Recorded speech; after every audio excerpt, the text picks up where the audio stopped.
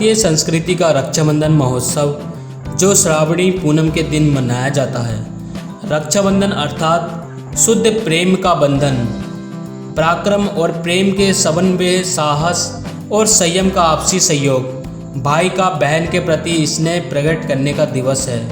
भद्राकाल के बाद ही राखी बंधवाएं। जैसे शनि की क्रूर दृष्टि हानि करती है, ऐसे ही शनि की बहन भद्रा का प्रभाव भी नुकसान करता है। रावण ने भद्रकाल में शूर्पणखा से रक्षा सूत्र बंधवा लिया।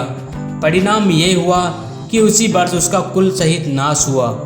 भद्रा की कुदृष्टि से कुल में हानि होने की संभावना बढ़ती है, अतः भद्राकाल में रक्षा सूत्र राखी नहीं बंधवानी चाहिए।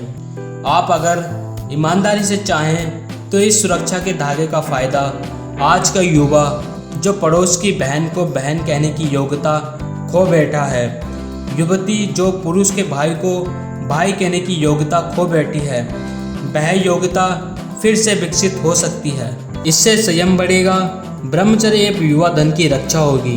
अधिकतर हम राखी के दिन एक छोटी सी भेंट ले देकर खुशियां मनाते हैं, किंतु रक्षाबंधन तो एक दूसरे की उन्नति के शुभ संकल्प का दिन है। रक्षाबंधन आपसी स्नेह, सौहार्द बढ़ाने व परस्पर मंगलकारी शुभ संकल्प करने का पावन पर्व है। पहले रक्षाबंधन बहन भाई तक ही सीमित नहीं था, अपितु आपत्ति आने पर अपनी रक्षा के लिए अथवा किसी की आयुष्य और आरोग्यता की वृद्धि के लिए किसी को भी रक्षा सूत्र बांधा और भेजा जाता था। श्री कृष्ण, द्रौपदी, हुमायूं, कर्मावती की कहानी तो सभी ने सुनी होगी, परंतु आज़ादी के आंदोलन में भी कुछ ऐसे उदाहरण मिलते हैं जहां राखी ने महत्वपूर्ण भूमिका निभाई है। स्वतंत्रता सेनानी चंद्रशेखर आज़ाद के जीवन में एक घटना रक्षाबंधन से जुड़ी है। चंद्रशेखर आज़ाद एक बार तूफानी रात में शरण लेने हेतु एक विधवा के घर पहुंचे।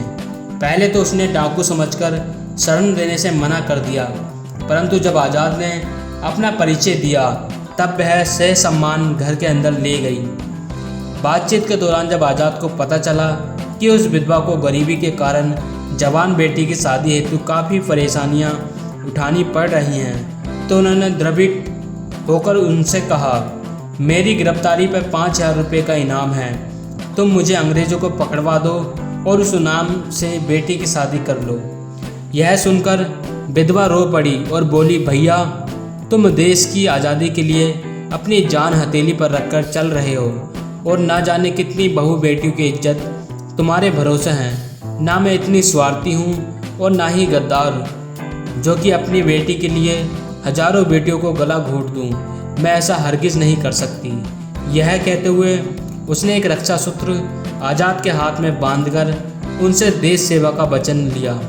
रात बीती, सुबह जब उस विधवा की आंखें खुली तो आज़ाद जा चुके थे और तकिए के नीचे 5,000 रुपये रखे हुए थे। उसके साथ एक पर्ची पर लिखा था, अपनी प्यारी बहन हेतु एक छोटी सी भेंट।